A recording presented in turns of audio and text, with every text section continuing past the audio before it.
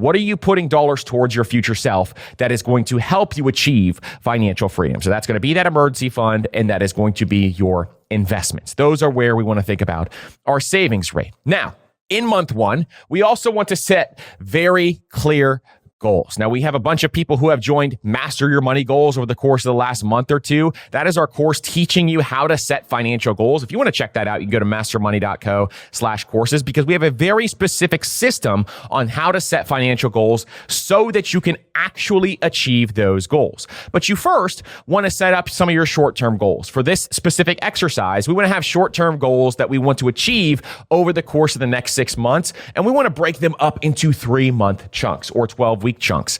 And so when we do this, we want to make sure that we have 2 separate sets of goals that we want to achieve throughout this exercise. So I want you to think through that and set some 6-month goals.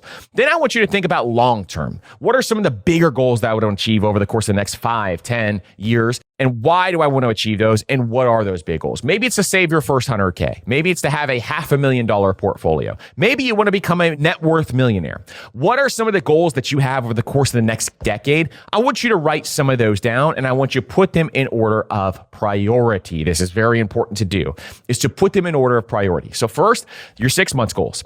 What do I want to do first? I want to get out of debt. Maybe you have $5,000 on a credit card. You want to get rid of debt. You want to make sure that you get control of your spending. You want to make sure you start investing. You want to have a fully funded emergency fund. What are your goals short-term over the course of the next 6 months as you do this exercise? This is going to be one of those things that you definitely need to write down and put them in order. Then secondarily, what are some of those longer-term goals that you want to achieve? Think through those and then define that why.